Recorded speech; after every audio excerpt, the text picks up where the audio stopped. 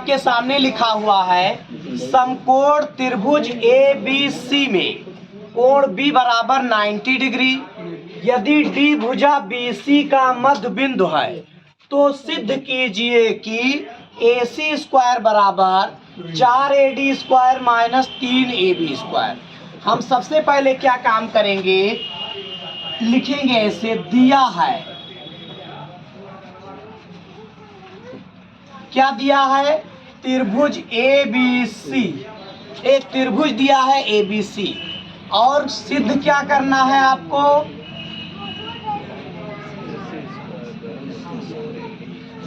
ध्यान दीजिए, सिद्ध क्या करना है, ए सी स्क्वायर बराबर 4AD square minus 3AB square.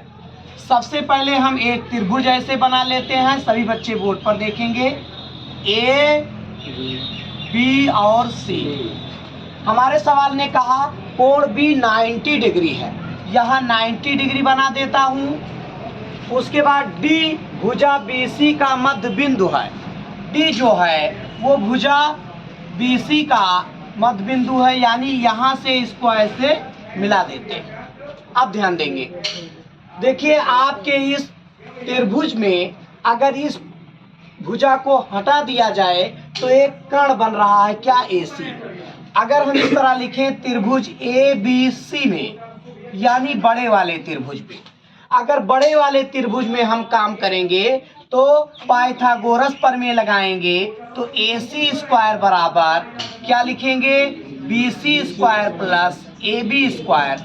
ये हमारा हो गया समीकरण नंबर 1, यानी कर्ण का स्क्वायर बराबर आधार का स्क्वायर प्लस लंब का स्क्वायर। ये समीकरण नंबर 1 है। अब ध्यान देंगे, अगर इस त्रिभुज में चले हम ABD में, ऐसे लिखेंगे त्रिभुज ABD में, त्रिभुज ABD में चलेंगे तो देखो यहाँ कर्ण के रूप में कौन भुजा काम कर रही, AD। तो हम क्या लिखेंगे, AD स्क्वायर बराबर, AD स्क्वायर बराबर क्या लिखेंगे, BD square, BD square plus क्या लिखेंगे, AB स्क्वायर। अब बताइए, हमारे सवाल ने कहा कि बिंदु D जो है वो भुजा BC का मध्य बिंदु है। मध्य बिंदु का मतलब कि ये बीचों बीच में दोनों को बांट रहा है। इसका मतलब जो BD है वो BC का आधा है, जो BD है वो पूरी भुजा BC की हाफ है, आधी भुजा है। तो यानी जहां पर हमारे यहाँ लिखा हुआ है BD, वहां पर हम क्या लिखेंगे, BC/2।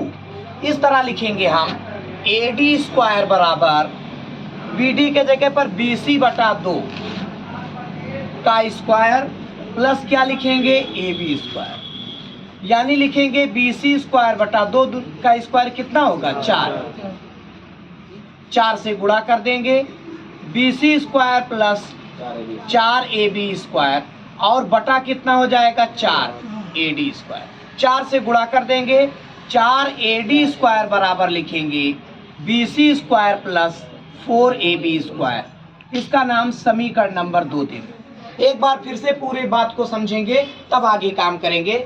सबसे पहले मैंने इस त्रिभुज में काम किया, त्रिभुज ABC में, तो कर्ण का स्क्वायर बराबर लिखा आधार का स्क्वायर प्लस लंब का स्क्वायर, यानी BC का स्क्वायर प्लस AB का स्क्वायर। ये समीकरण 1 डाल के छोड़ दिया।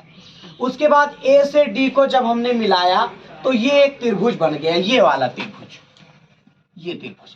तो इसमें क्या लिखेंगे, कर्ण का स्क्वायर, यानी AD स्क्वायर बराबर आधार का स्क्वायर मतलब BD square plus AB square.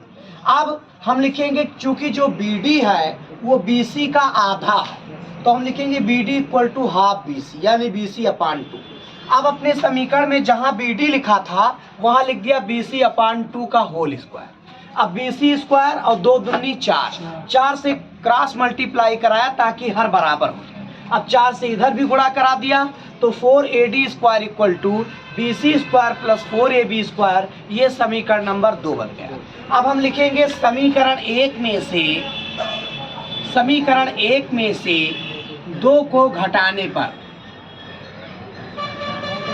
समीकरण 1 में से 2 को घटाया जाएगा। देखो समीकरण 1 में क्या लिखा, AC स्क्वायर लिख दिया। इधर क्या लिखा, 4AD स्क्वायर लिख दिया, 4AD स्क्वायर बराबर यहाँ पर लिखा BC स्क्वायर लिख दिया, प्लस AB स्क्वायर लिख दिया, माइनस क्या लिखा BC स्क्वायर और माइनस क्या लिखा 4AB स्क्वायर। ये चीज इससे कट गई। यहाँ क्या बचा, AC square minus 4AD square equal to AB square minus 4AB square. आप ध्यान से देखेंगे तो एक AB में से 4AB निकल जाएगा, तो क्या बचेगा 3AB, यानी लिखेंगे माइनस 3AB स्क्वायर। और यहाँ क्या लिखेंगे, AC square minus 4AD square. इस 4AD स्क्वायर को उधर पक्षांतर कर देते हैं तो मिलेगा AC square equal to 4AD square minus 3AB square. यही चीज शायद सिद्ध करना था। AC square equal to 4AD square minus 3AB square proved. काफी अच्छा सवाल है, परीक्षा की दृष्टि से बहुत महत्वपूर्ण।